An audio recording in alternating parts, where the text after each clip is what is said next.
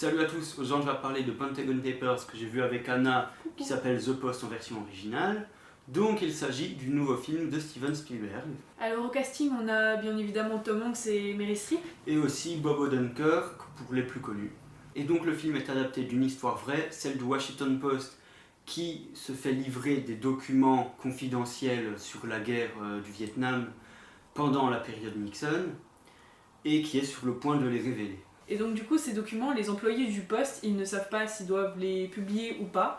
Mais en fait, ça sert à rien qu'on vous le dise parce que on sait à quel point le poste est renommé aujourd'hui. Ouais, et s'il l'avait pas fait, il n'y aurait pas de film tout simplement, ça C'est servira à rien. clair. Ensuite, le film repose plus sur son fond que sur sa forme, enfin pour du Spielberg évidemment, parce que c'est pas n'importe qui. Et pour ma part, c'est un bon film, voire un très bon film. Alors moi, comment dire qu'au début, j'ai trouvé ça un tout petit peu lent, mais après, vers la moitié du film, j'ai été méga captivée. Bien qu'on connaisse le dénouement du film, ça entache rien au suspense en fait. Alors pour ce qui est du jeu d'acteur, je dirais simplement qu'il est excellent vu qu'on ne reconnaît même pas les acteurs. Pendant tout le film, j'avais pas l'impression de voir Meryl Streep, Tom Hanks et surtout Bob Odenkirk qui, même physiquement, là, est complètement changé. Moi j'avais. Pardon, et ça nous permet vraiment de nous concentrer sur les personnages. Moi j'avais bien l'impression par contre de voir Meryl Streep en fait parce que elle joue super bien la personne submergée par l'émotion par exemple, je sais pas si tu vois ce que je veux dire. Mais par contre Tom Hanks, genre j'ai mis 10 minutes à percuter que c'était Tom Hanks en fait. Alors que je savais très bien qu'il était au casting. Parce qu'ils se font parfaitement en fait dans le film en fait. Ensuite, pour ce qui est vraiment de la partie réalisation, Spielberg va utiliser beaucoup de travelling, donc sur un stabilisateur pour faire des trucs assez alambiqués. Dans les moments un peu plus de tension, là ça va plus passer dans les caméras à l'épaule. Et aussi comme ça se passe dans un journal et que c'est un open space, ça permet pas mal de jouer sur les perspectives et sur la grandeur, quoi. Et ensuite, la musique, alors c'est composé par John Williams vu qu'on est avec Spielberg. Et alors pendant Star Wars, donc avec Lucas, on se disait que c'est peut-être sûrement les nouveaux films Star Wars qui l'inspirent pas. Et il fait pas énormément d'autres trucs en ce moment. Mais effectivement, c'est le cas parce que pour ce film-là, il est beaucoup plus inspiré.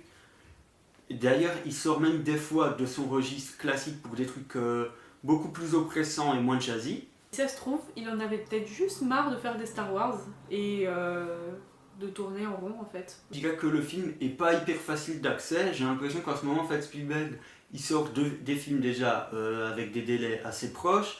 En fait, il en fait un beaucoup plus adulte et un beaucoup plus tout public, quoi, familial. Alors pour ça, par exemple, le rythme est quand même assez... Par exemple, pour celui-là, le rythme prend quand même son temps, même s'il a énormément de choses à dire. Des fois, il y a des passages qui sont quand même plutôt longs. Et aussi, forcément, les décors peuvent pas être hyper variés parce que on est souvent au journal de temps en temps dans des intérieurs chez les personnages. Donc du coup, on se sent assez enfermé, mais c'est, comment dire, pas un mal nécessaire, mais pour parler de cette histoire, on pouvait pas faire des grands plans qui bougent dans les extérieurs, quoi. Et après, la lumière, elle joue énormément en fait sur la différence entre enfermé et cosy. Parce que donc à un moment, il y a une lumière assez drue en fait quand il y a plusieurs personnages dans la même pièce. Et donc c'est pendant la journée, ils travaillent et tout. Et une fois qu'il y a Tom Hanks tout seul avec sa femme dans la cuisine, il y a juste une petite lumière qui rend le truc assez cosy. Mais concrètement, de quoi parle le film? Parce qu'il fait pas simplement relater une histoire qui date d'il y a plus de 40 ans, il nous parle vraiment de valeurs actuelles. C'est-à-dire que c'est un énorme major bien tendu à monsieur Donald Trump. Et ça pour plusieurs raisons. Alors déjà, il critique justement Trump quand il gueule aux fake news. Parce que là, Nixon, il aurait bien voulu gueuler aux fake news aussi. En gros, il nous dit de nous intéresser aux presses qui sont encore libres, ce qui est de moins en moins le cas aujourd'hui. Ouais, malheureusement. Ça, le film n'en parle pas vraiment. Parce que nous, il y a quand même des journalistes honnêtes qui font un travail de malade et pas forcément toujours très légal. Ensuite, il sert aussi de l'exemple du personnage de Meryl Streep, qui est une femme et arrive à gérer un journal en pleine, pas vraiment de crise, mais de période compliquée. Ce même personnage de Meryl Streep emmerde la police. Voilà.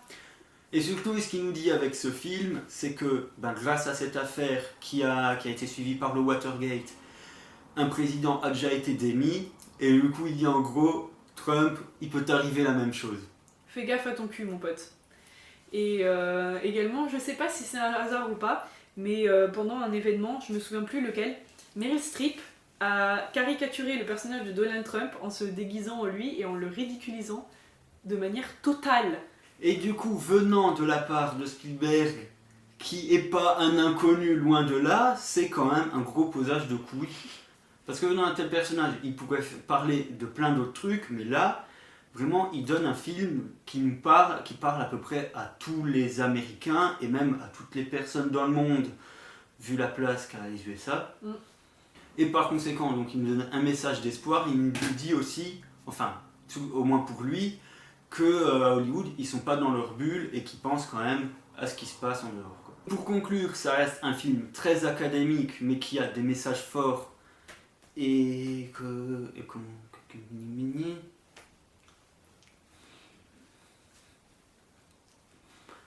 et qui à moi m'a parlé, genre quand j'étais devant le film, j'avais vraiment l'impression et qui à moi m'a parlé quand j'étais et qui à moi m'a parlé pendant la séance, j'avais vraiment le sentiment de comprendre ce que voulait dire Spielberg au travers de ces images. Moi, donc j'ai aussi également bien compris les messages que voulait faire passer Spielberg, mais j'ai eu l'illusion que c'était pas super accessible pour vraiment genre la grande masse, quoi. En tout cas, merci d'avoir regardé la vidéo. N'hésitez pas à donner votre avis sur le film en commentaire, à vous abonner et surtout à partager la vidéo. C'est le plus important pour nous. Nous, On vous dit à plus.